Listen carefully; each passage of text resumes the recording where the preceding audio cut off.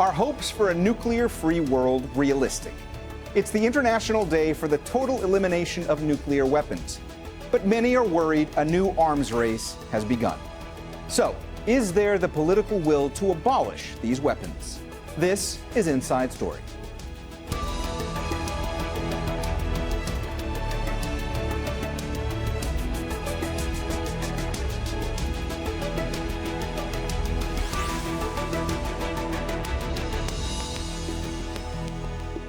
Hello and welcome to the program. I'm Mohammed Jamjoom.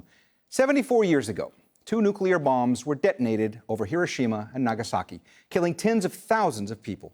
Since then, wherever conflict between major powers rises, so does the threat of nuclear war. Various treaties have attempted to suppress that threat, yet today there are nearly 14,000 nuclear weapons based around the world. Thursday marks the International Day for the total elimination of nuclear weapons, but it's a goal that looks increasingly less likely. We begin our discussion shortly, but first, here's Alex Katopoulos with the world's current nuclear state of play. Despite calls for the global reduction in nuclear weapons, it is increasingly clear that a new arms race has begun. Arms agreements made between the United States and the then Soviet Union at the height of the Cold War have eroded in the last few years. The ABM, or Anti-Ballistic Missile Treaty, was the first to go when the US pulled out in 2002. Next was the Intermediate Nuclear Forces Treaty, designed to stop one side from attacking the other by surprise. That collapsed this year after both the US and Russia accused the other of violations. And the Strategic Arms Reduction Treaty, or New START, signed in 2010, looks increasingly unlikely to be renewed when it runs out in 2021. Both Russia and the United States have already begun their nuclear modernization programs, introducing new weapon systems to those they already have. China has never been constrained by treaty limitations and has been expanding its nuclear forces, while North Korea has its own growing stockpile and the increasingly potent means to deliver them. But not all nuclear threats stem from the Cold War. Pakistan and India's nuclear arsenals became an international concern during the recent crisis over Indian-administered Kashmir, while Israel's is believed to be robust and ready for use. The world has become an increasingly dangerous place, and the countries that already possess nuclear weapons have only shown interest in expanding and modernizing their stockpiles. Experts say that makes nuclear conflict more and not less likely in the future.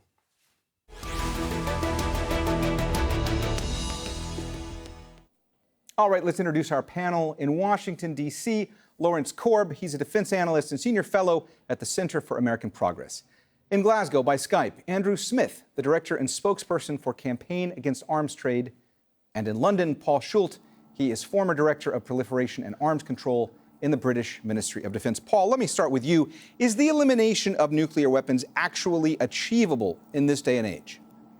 Not under the current political and strategic circumstances, no. There isn't sufficient willingness to jeopardize strategic and alliance positions, and there isn't enough trust to believe that other people would, even if they signed up to a treaty to do so. There is a huge unsolved problem of how you verify and enforce treaties to do with weapons of mass destruction. Andrew, the bulletin of atomic science's doomsday clock is now set at 2 minutes to midnight. That's the closest it's ever been to nuclear war. So, how dire is the situation right now? I think it's very concerning, and we have to be very concerned about all signs of a new nuclear arms race, because the results could be absolutely catastrophic. I agree with what Paul just said, that there is not at present the political will for kind of widespread disarmament we want to see. But that's not a reason why that shouldn't be what we're aspiring to going forward, because the risk is very severe. The idea of a nuclear-armed Putin, a nuclear-armed Trump, the greater proliferation of nuclear weapons around the world is something which should concern us all. Lawrence, are there currently any nuclear disarmament negotiations underway? And at this stage, can diplomacy still work? Well, it can if both sides are willing, the 2 major nuclear powers, the United States and Russia. President Putin has offered to extend the New START agreement, which limits each side to 1,550 deployable nuclear weapons for 5 years. Unfortunately, President Trump hasn't taken him up on that.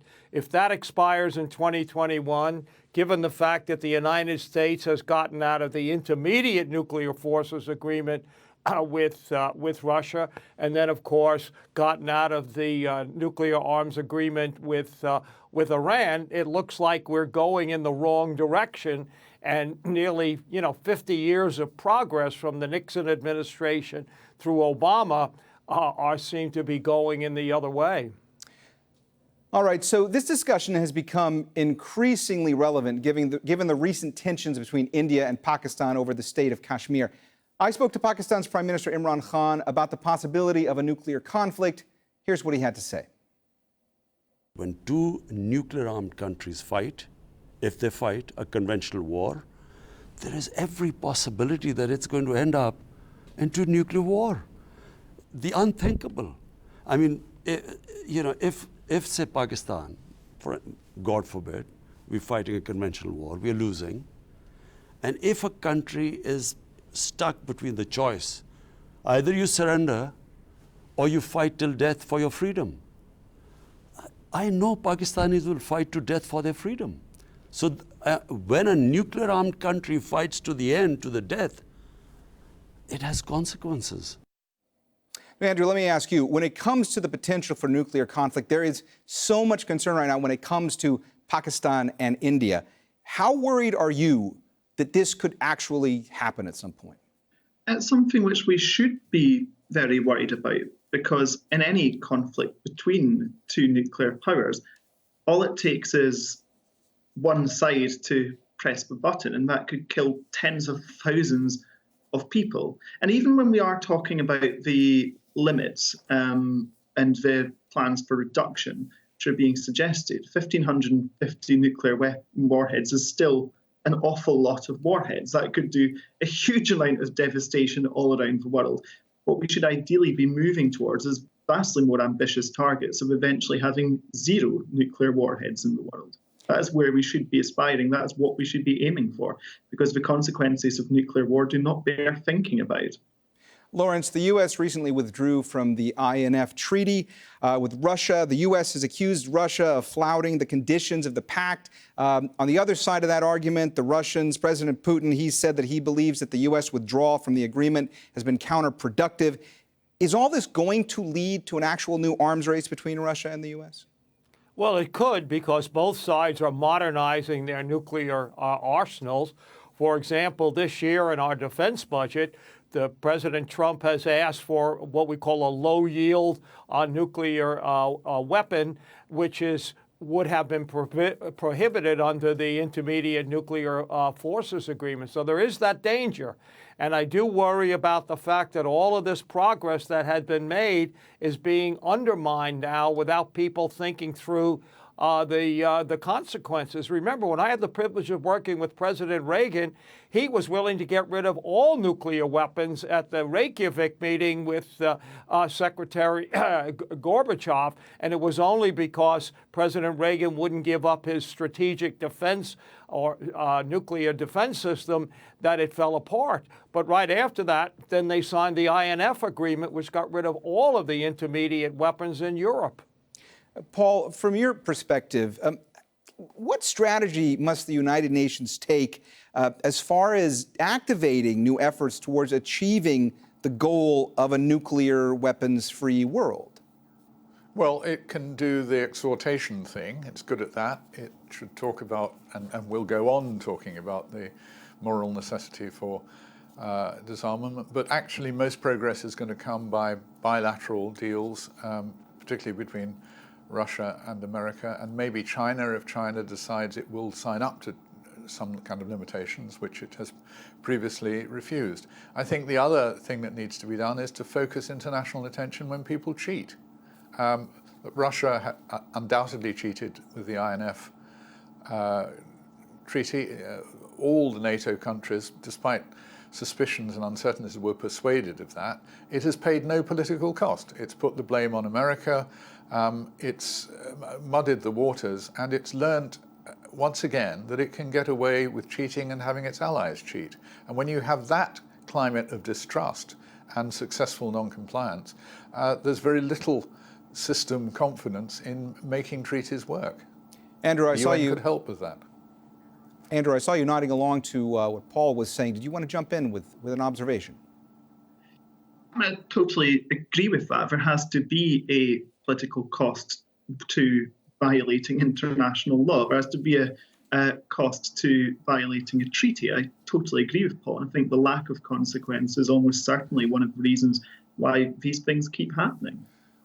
Lawrence, the end of the INF treaty leaves really only one major treaty that would really, I mean, at least on paper, act as some type of deterrent for the development of arsenals. That's the New START treaty. But many say that that treaty is in jeopardy as well. I mean, is that the case? Well, it is if the United States doesn't agree with the Russians to extend it. Both sides have kept that. And one of the great things about what we call the New START treaty is it allows 20 inspections each year by both countries, and that has continued even despite the problems we have with Russia. It can be easily extended. In fact, if President Trump would agree to extend it, he doesn't even have to go back to the Senate to get ratified, nor does President Putin have to go to the Duma. So that'd get us to 2026, and in the interim, we could begin to work out some of these issues. I agree that the Russians cheated on INF, but the way to deal with it was to get back to the table and see what you could do with that before just getting out of the treaty. The Russians technically violated the anti-ballistic missile treaty by developing a second site, but we kept talking to them about it and never abrogated it until after the attacks of 9/11. President Bush felt we needed a defense not against Russian attacks, but attacks by other terrorist groups. Paul, I'd like to focus for a few moments on China, because there is growing concern about China's arsenal. Many say that it's not subject to any international arms control treaties. So, first of all, how worrisome is that? And secondly, how large is China's arsenal? Nobody knows. They refuse to give details. They have a systematic refusal of transparency. So that means you can't even begin to discuss what numerical limitations would look like. I see estimates, it's in the order of 300 to 400. It's certainly growing, but nobody knows. And so there's a practical problem there. There's also a conceptual problem. Nobody has got a convincing model of what the right proportions would be. How many should America have? How many should Russia have? How many should China have? How many should the two European countries, nuclear countries, have? There's no concept of what an equitable global balance would be, even before we begin to think about the non-NPT states, Israel, Pakistan, and India, and what their numbers should be. So there's a huge conceptual problem to be worked through, in addition to the practicalities of verification and declarations. Andrew, what about the Iran nuclear deal? Obviously, the U.S. withdrew from it last year. What effect has that withdrawal had with regard to the fight against nuclear proliferation? I think the instant impact has been to increase hostilities between the US and Iran, and it feels like we're becoming dangerously close to yet another terrible, misguided Middle Eastern intervention, which will probably kill a lot of people and do utterly no good.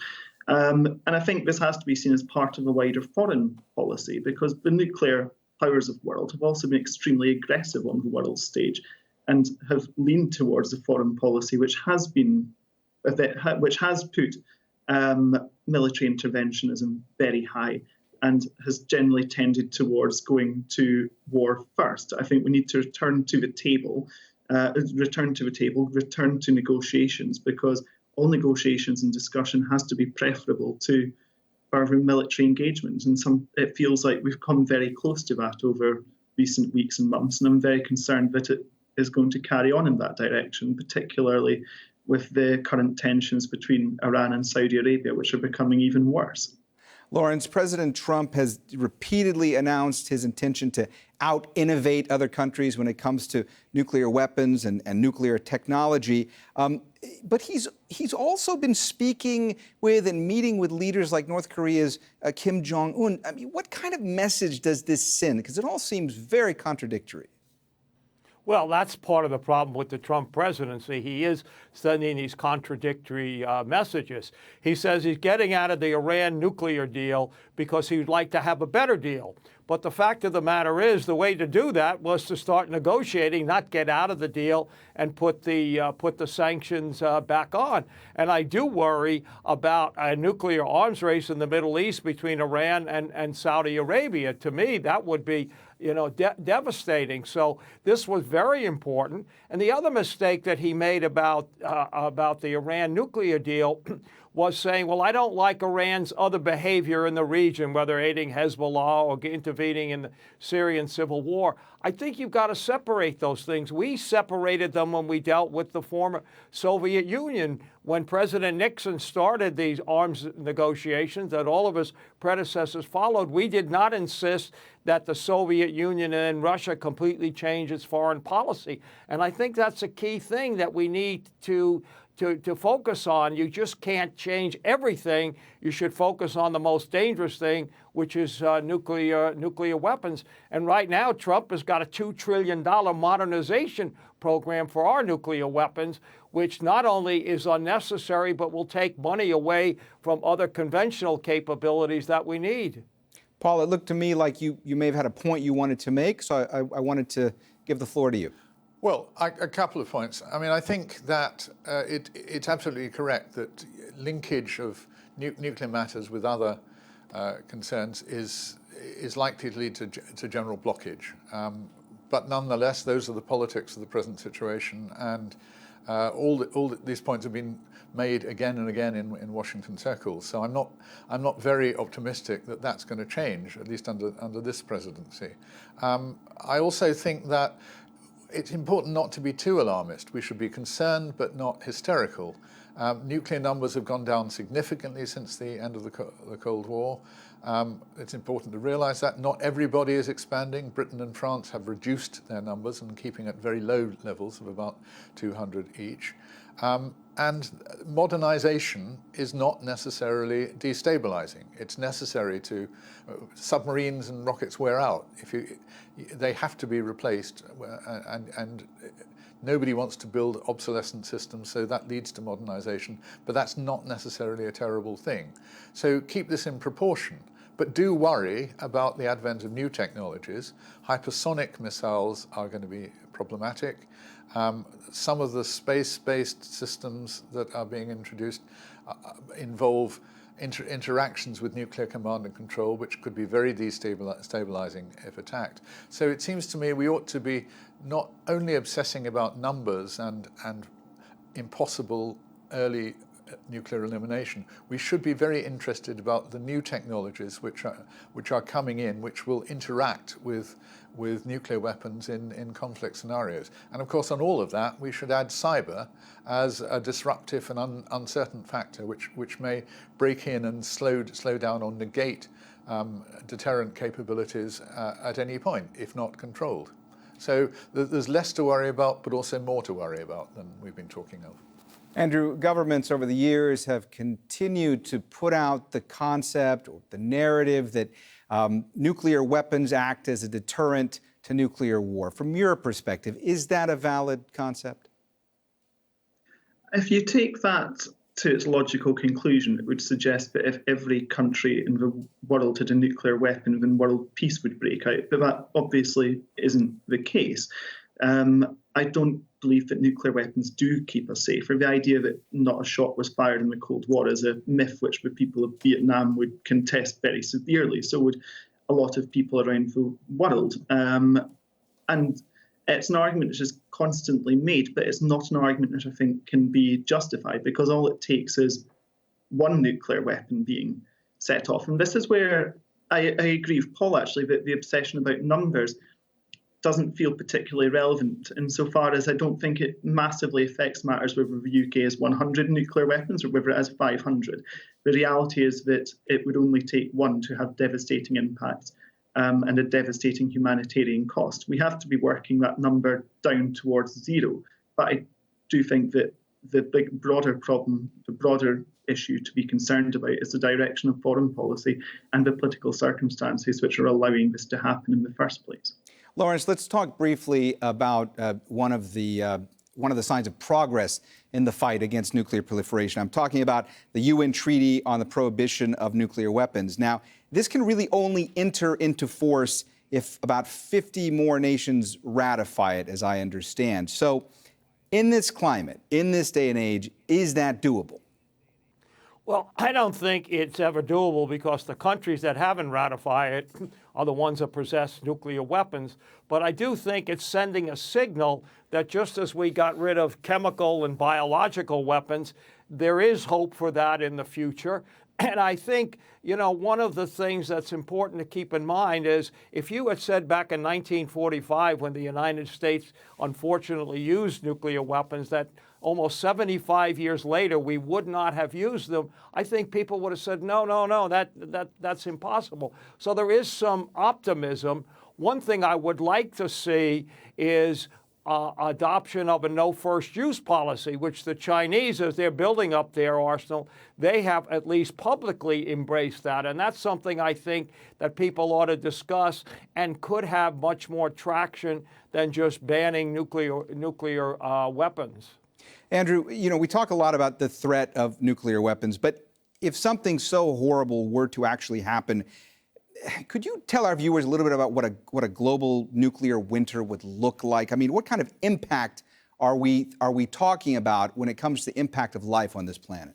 It would be absolutely devastating. Tens of thousands of people would lose their lives overnight. It would be done totally indiscriminately as well. And we would be feeling the impact, not just the morning after, but for years and years to come as well. I think that we have to be very vigilant about the threat of nuclear weapons because the outcomes of it would be devastating, and it would be something which would be felt by people of all ages, people of all backgrounds, and yes, it would be truly devastating. Paul, we only have about a couple of minutes left, but it looked like you wanted to jump in a minute ago. Did you want to add something? Well, I wanted to wind back on a couple of things. We got rid of chemical and biological weapons, have we?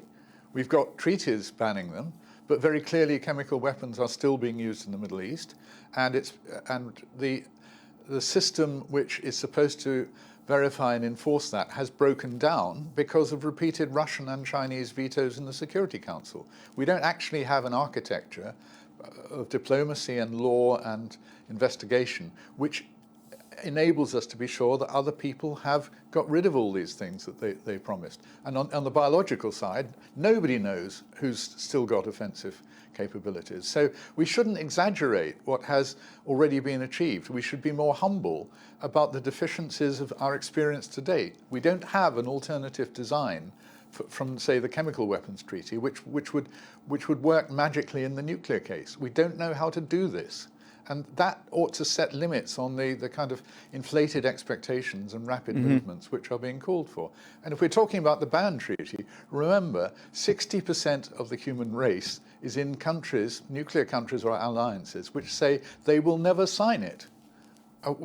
It may be that a lot of small countries around the world, big numbers of Nicaraguas and Vaticans and Monte Carlos have signed. That doesn't mean there's a significant shift in important global opinion, which is going to make a difference. All right, we've run out of time, so we're going to have to leave it there. Thanks so much to all our guests, Paul Schulte, Andrew Smith, and Lawrence Korb. And thank you, too, for watching. You can see the program again anytime by visiting our website, aljazeera.com. And for further discussion, go to our Facebook page. That's facebook.com/AJ Inside Story. You can also join the conversation on Twitter. Our handle is @AJ Inside Story. From me, Mohammed Jamjoom, and the whole team here, bye for now.